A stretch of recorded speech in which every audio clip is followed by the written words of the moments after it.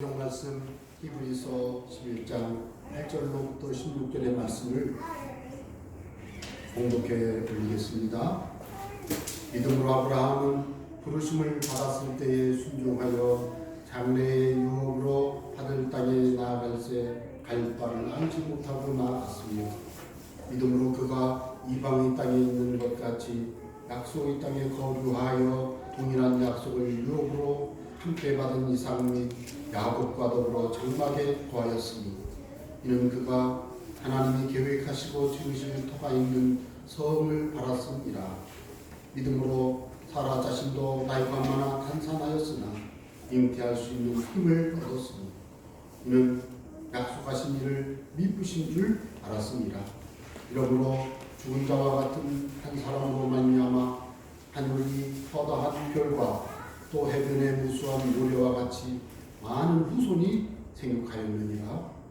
이 사람들은 다 믿음을 따라 죽었으며 약속을 받지 못하였으되 그것들을 멀리서 보고 환영하며 또 땅에서는 외국인과 나그네임을 증언하였으니 그들이 이같이 말하는 것은 자기들이 본향 참는 자임을 나타내니라. 그들이 나온 바 본향을 생각하였더라면 돌아갈 기회가 있었으려니와 그들이 이제는 더 나은 본향을 사모하니 곧 하늘에 있는 것이라. 이러므로 하나님이 그들의 하나님이라 일컬음 받으심을 부끄러워하지 아니하시고 그들을 위하여 한 성을 예비하셨느니라. 아멘. 저는 이 말씀을 기초하여 믿음으로 사는 사람이라는 제목으로 은혜의 말씀을 방문하겠습니다. 여러분, 남아공의 선교사님으로 사역하시는 오경환 윤희경 선교사님께서 보내오신 3월 기도 편지에 따르면 남아공은 지난 3월 26일 자정부터 4월 16일까지 국가 봉쇄가 시작됐습니다. 그러니까 10일 라마포자 대통령은 국가 봉쇄를 선언한 것은 HIV와 혈액 인구가 많은 남아공에서 국민들을 감염으로부터 보호하고 수십만 명의 생명을 구하기 위해 정부가 취할 수 있는 가장 강력한 조치라고 발표했습니다. 이 국가 봉쇄란 외부 활동 자체를 전면 금지하는 것입니다. 그러니까 학교에 갈 수 없습니다. 교회 못 갑니다. 집에서 나올 수가 없습니다. 회사 안 됩니다. 각종 사업장, 가게, 기타 모든 모임이 전면 폐쇄됐습니다. 그래서 국가 봉쇄로 인해서 외부 활동이 전면 금지된 남아프리카 공화국은 온 국민이 응급 상황을 제외하고는 집 밖으로 나갈 수가 없는 그런 국가 봉쇄를 맞이했다는 것입니다. 저는 스스로 생각할 때 우리나라가 이 코로나19 바이러스 감염으로 교회의 집합 예배를 자제하라고 통지가 오고 오늘은 9시에 예배를 하는데 시청에서 찾아왔어요. 그래서 우리 교회가 코로나19 바이러스 감염 예방 활동을 잘하고 있는지 교우들은 안전한지 확인하고 돌아갔습니다.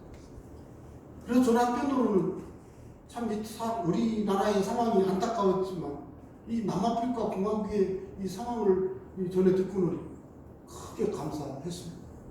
남아프리카 공화국은 한국과 비할 때 의료 수준이 많이 어려운 것 같습니다. 우리나라는 그래도 잘 극복해 가고 있는 것 같습니다만 남아프리카 공화국 같은 경우에는 자칫하면 큰 어려움에 빠질 수 있는 그런 국가적인 상황이라고 합니다. 그래서 저는 이 본문의 말씀을 묵상하면서 정말로 남아프리카 공화국의 성도들이 우리 대한민국 모든 성도들이 믿음으로 살아서 오늘날 이 모든 위기를 극복하고 행복하게 살아갈 수 있게 되기를 바라면서 귀한 은혜의 말씀을 준비하고 기도했습니다. 여러분, 오늘 우리는 우리 믿음이 어떠한가 믿음의 테스트를 받고 있다고 저는 생각합니다. 오늘날 코로나19 바이러스 감염증 예방을 위해서 집합 예배가 교회에서 드려지는 것을 중단하라고 행정명령이 내려지는 이런 상황. 우리 충남도에서는 행정명령이 내려진 건 아니지만 도에서 자제해 줄 것을 권면하는 통지문이 왔어요. 시청에서도 문화관광과에서 왔어요. 그리고 또 공무원이 다녀갔어요. 그런 것을 보면서 오늘 우리가 겪고 있는 이 상황은 정말로 어려운 상황이구나. 베드로전서의 말씀에 근거하면 여러 가지 시험으로 말미암아 잠깐 근심하게 되지 않을 수 없으나라는 표현이 있는데, 여러분, 이것은 근심이 될 수밖에 없는 상황입니다. 그런데 베드로 사도는 오히려 그게 기뻐하도다, 그렇게 편지에 적은 적이 있습니다. 베드로전서 1장 7절에 보면 너희 믿음의 확실함은 불로 연단하여도 없어질 금보다 더 귀하여 예수 그리스도께서 나타나실 때에 칭찬과 영광과 존귀를 얻게 할 것이니라, 이렇게 표현했는데, 이 위기를 믿음으로 극복하고 우리의 믿음의 확실함을 증명한다면 우리의 믿음으로 말미암아 우리는 칭찬과 존귀와 영광을 얻을 것이기 때문에 기뻐하는 것입니다. 전 여러분, 오늘처럼 가정에서 예배하고 함께 예배하지 못하는 이런 상황이 있습니다만은, 그럼에도 불구하고 오늘 우리는 기뻐하면서 이 예배에 함께 하게 된 것을 감사합니다. 베드로전서 4장 12절에서는 사랑하는 자들아 너희를 연단하려고 오는 불시험을 이상한 일 당하는 것 같이 이상히 여기지 말고 라고 표현하고 있는데, 저와 여러분이 이런 과정을 통해서 믿음의 연단을 받아 하나님 앞에 성숙한 그리스도인의 자리에 서게 될 줄로 믿습니다. 그래서 저는 여러분에게 부탁합니다. 이 모든 위기와 고난을 이겨내 하나님 앞에 존귀와 칭찬과 영광을 얻으시는 저와 여러분이 다 되시기를 주님의 이름으로 축원합니다. 오늘날 우리 인생은 많은 어려움 속에 살고 있다고 많은 분들이 동의를 합니다. 그래서 제가 살펴보니까 동서고금을 막론하고 우리 사람이 살던 어느 시대든지 누구나 모든 인생은 고통이 있습니다. 심지어 부족함이 없는 삶을 살고 있다고 생각하는 부유한 집의 자녀들 혹은 가족들, 그들이 물질적으로는 부유하여 넉넉할지 모르지만 영적으로는 외롭고 쓸쓸하고, 예를 들면 낙심하게 되고 이런 분들이 있지 않습니까? 그러니까 과연 이 어려움, 고난이라고 하는 것은 모양은 다르고 느낌의 정도는 다르지만 모든 사람들이 다 경험할 수밖에 없는 것이죠. 그런데 오늘 우리가 읽은 말씀에 등장하는 아브라함과 사라도 역시 인생의 큰 고난을 겪고 있습니다. 여러분, 하나님께 부름받을 때 아브라함은 75세, 사라는 65세. 오늘날 식으로 말하면 고령의 나이지만 아브라함이 170세를 3세를 살았고, 그런 걸 보면 어떻게 보면 아직 젊은 나이잖아요. 그런 걸 보면 이분들이 100세 아들을 낳기 전까지 참 많은 시련이 있었고 어려움이 있었지만 그들의 아픔은요, 불임 가정의 고통이었습니다. 그들에게 있는 이 불임의 위기는 그들을 많이도 힘들게 했습니다. 아브라함은 삼형제였습니다만 아버지 하란과 데라와 함께 하란에서 살고 있을 때, 그 아브라함이요, 하나님의 말씀을 듣고 이 하란을 떠났습니다. 창세기 12장 1절의 말씀에 보면 고향, 친척, 아버지의 집을 떠나라고 했어요. 그럴 때 아브라함이 떠났습니다. 아브라함은 지금 불임의 위기도 있지만 부모를 떠나고 형제를 떠나고 친척을 떠나고 고향집을 떠나 하나님이 부르신 그 약속의 땅을 향해 가게 되었는데, 여전히 그 하나님의 약속 속에서 너는 복을 받을 것이다, 하나님의 축복의 약속을 받았음에도 불구하고 아브라함은요, 여전히 자녀를 얻지 못한 불임의 아픔 속에서요, 가나안 땅에 갔잖아요. 저는 이 아브라함의 마음을 잘 모르겠습니다. 그렇지만 추측할 수가 있어요. 우리나라는 2010년 기준 8가정, 8부부 중에 한 가정, 한 부부가 불임입니다. 여러분, 오늘날 많은 분들이 쌍둥이가 종종 있어요. 쌍둥이가 제법 많아요. 쌍둥이가 많은 분들의 경우에 유전적으로 쌍둥이가 많은 가정이 아닌 경우에는 좀 노산이나 혹은 불임을 이렇게 잘 병원에서 의료적인 도움을 받아서 잉태하는 과정에서 쌍둥이들이 생긴다고 합니다. 왜? 우리나라 8가정 중에 한 가정이 아이를 정상적인 방법으로 출산할 수 없는 그런 불임의 고통을 겪고 있습니다. 제 주변에서 그냥 자주 만나는 사람 중에 한 서너 명이 벌써 결혼한 지 10년 만에 아이를 낳고, 예? 그 아이를 낳는데 너무 힘들게 그 인공 수정을 통해서 태어나는 가정. 그 가정들의 자녀를 보면 그냥 귀하고 소중한 것 같고, 아니 그러면 뭐 그렇지 않은 경우는 안 귀한 거겠지만 더 그분들의 그 자녀도 더 귀해 보이더라. 이처럼 우리나라 현대 부부들이 불임의 고통 속에 살고 있는데, 그 오래전에 아브라함과 사라는 불임의 고통 속에 하나님을 만났습니다.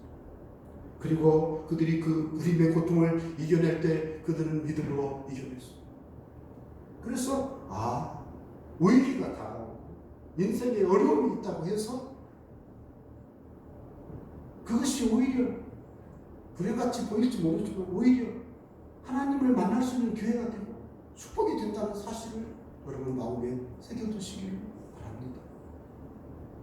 오늘날 한국 교회와 성도들은 집합 예배를 드릴 수 없는 상황, 2m 이상 떨어져 사회적 거리 유지를 해야 된다고 하는 그런 당연한 의료적 어떤 지혜로운 행동이 필요한 시대에 가까이 모여 예배하고 교제하고 함께 식사하고 하는 그런 일들을 중단해야 되는 이런 상황에 있을 때, 우리는 지금 우리의 믿음이 어떠한가 돌아보는 기회가 되시기를 바랍니다. 이것은 분명 믿음을 평가할 수 있는 불시험입니다. 저는 바라긴 여러분, 이번 기회에 저와 여러분의 믿음을 테스트하고 여러분이 믿음이 있는가 스스로를 시험하고 확증하는 기회가 되시기를 바랍니다. 고린도후서 13장 5절에 보면 너희는 믿음에 있는가 너희 자신을 시험하고 너희 자신을 확증하라.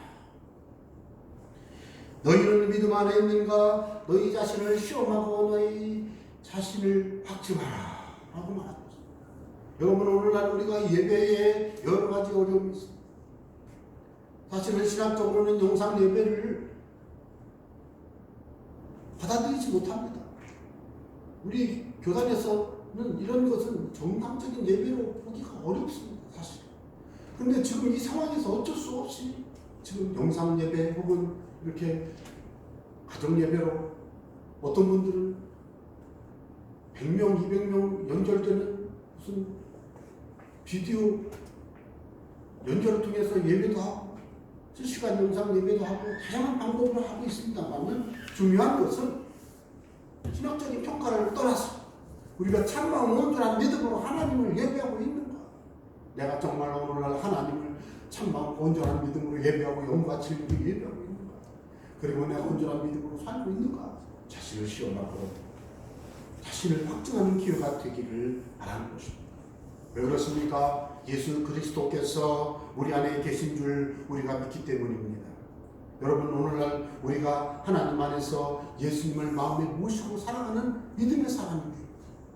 우리 안에 예수님이 계시지 않다면 우리는 버림을 받은 자라고 한다는데, 여러분, 이 시간 아브라함과 사라의 믿음을 살펴보면서 오늘 우리의 삶에 우리의 믿음이 어떠한지 돌아볼 수 있는 기회가 되시기를 바랍니다. 여러분, 우리가 읽은 말씀에 근거하면 믿음의 조상 아브라함은 하나님의 부름을 받을 때에 고향과 친척과 아버지의 집을 떠났습니다. 어떻게 떠날 수 있었을까? 성경은 말씀합니다. 믿음으로 아브라함은 부르심을 받았을 때에 순종하여 장래의 유업으로 받을 땅에 나아갈세 갈 바를 알지 못하고 나아갔습니다. 아브라함이 이런 사람이에요. 아브라함이 고향 친척 아버지의 집을 떠날 수 있었던 이유는 믿음이에요. 믿음이 없었다면 절대로 떠나갈 수가 없어요. 믿음이에요. 아브라함은 믿음으로 하나님의 부심에 숨겼어요. 아브라함은 믿음으로 어디로 갈지 몰라도 갔습니다. 말씀을 따라 믿음으로 하나님까지 갔습니다. 아브라함은 믿음으로 그 땅을 하나님이 약속하신 땅이라고, 가나안 땅을 하나님이 약속하신 땅이라고 믿고 믿음으로 그 땅에 솟았습니다. 그때 그 아브라함은 믿음으로 그렇게 살았는데, 히브리서 기자는 그것을 좀 더 확장해서 설명합니다. 10절에 보면 이는 그가 하나님이 계획하시고 지으실 터가 있는 성을 알았습니다. 그에게는 소망이 있었습니다. 하나님이 계획하신 성이 있다는 것입니다. 하나님이 장차 자손들을 통해 지으실 아름다운 성, 하나님의 약속한 나라, 하나님의 약속한 도시, 하나님이 약속한 국가가 있을 것임을 기대하고 소망했다는 것입니다. 그래서 아브라함이 그렇게 믿음으로 평생을 가나안에서 살 수가 있었던 것입니다. 여러분, 가나안 땅에서 아브라함이 평생을 살면서 자기의 떠나온 고향 하란 땅으로 돌아가지 않았습니다. 왜요? 이 땅이 하나님이 주신 약속의 땅이라는 믿음이 있었기 때문에 자기가 살고 있는 동안에는 마물의 상수리나무 아래 사랑하는 아내 사라의 묘지로 쓸 땅밖에는 얻지 못했지만 이 가나안 땅이 하나님이 약속하신 땅이라는 믿음을 갖고 있었기 때문에 아브라함은 자기의 본래의 그 떠나온 아버지의 집 하나님 땅으로 돌아가지 않았습니다. 이것이 믿음입니다. 이처럼 믿음이 아브라함의 모든 삶을 결정했습니다. 그러니까 하나님의 말씀을 부르심을 받고 하나님의 인도함을 받을 때 아브라함은 모든 믿음으로 하나님께서 말씀하신 대로 그렇게 살았습니다. 그래서 아브라함 삶의 모든 것이 믿음으로 사라진 것입니다. 여러분, 사라도 마찬가지입니다. 사라는 어떻습니까? 아브라함의 아내 사라는 아들을 약속하신 하나님을 믿었습니다. 예, 그렇죠. 결혼했고, 여성들이 잉태하여 출산하는 것은 자연 생식의 원리로 당연한 것입니다. 그런데 여러분, 사라는 그 상황이 아닌 거 아시지 않습니까? 하나님이 아브라함을 부를 때 사라의 나이는 65세, 이미 그런 아이를 낳을 수 없는 여성이었습니다. 그래서 그는 11절에 보니까 나이가 많아 단산하였으나 잉태할 수 있는 힘을 얻었습니다. 사라는 자기가 아이를 낳을 수 없는 몸이라는 것을 스스로 알고 있습니다. 그런데 하나님이 약속하시기를 아들이 있으리라, 내년 이맘때 사라에게 아들이 있으리라. 89세 때 그 말을 들을 때 이 사라가 자기가 나이 많아 늙어 단산하였고 아이를 낳을 수 없는 몸인 걸 알면서도 하나님이 말씀하신 것을 믿었습니다. 믿었어요. 대단하죠. 저는 어떻게 보면 그게 정말 믿어질까? 아무리 하나님의 말씀이라고 해도 그게 믿어질까? 예, 믿는 사람은 믿어집니다. 하나님은 이 믿음의 영역은 하나님이 주시는 선물이에요.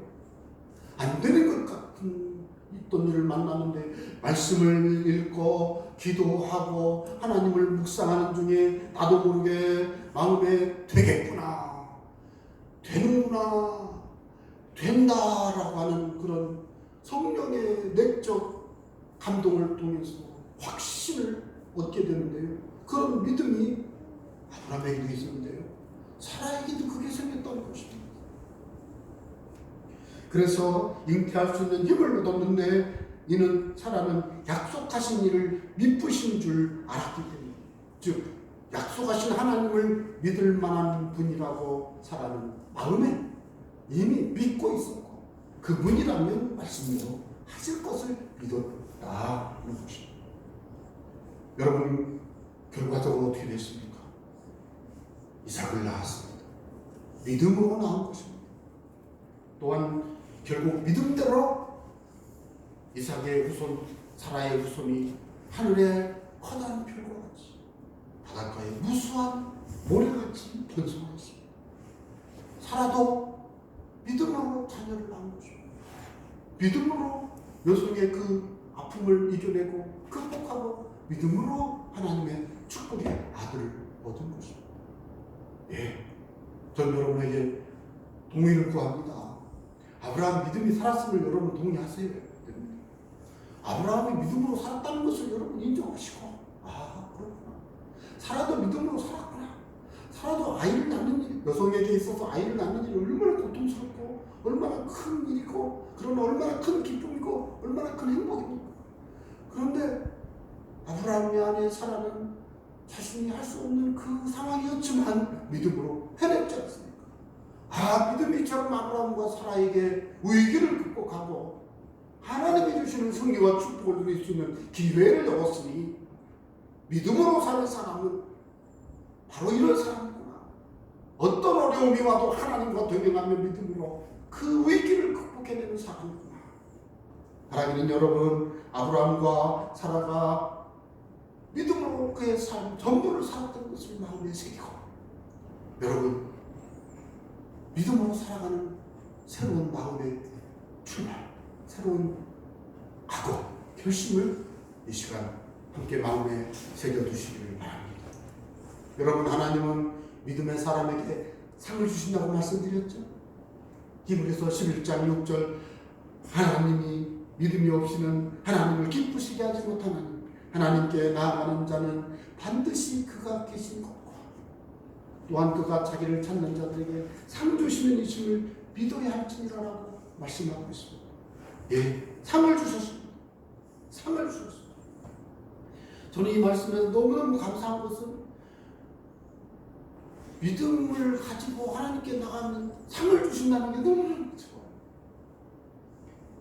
여러분, 저는 우리 어린이들이 성경 암송을 해서 막 하는 거 보면 상을 막 저도 막 주고 싶어요. 줘야 돼. 상을 줘야 돼.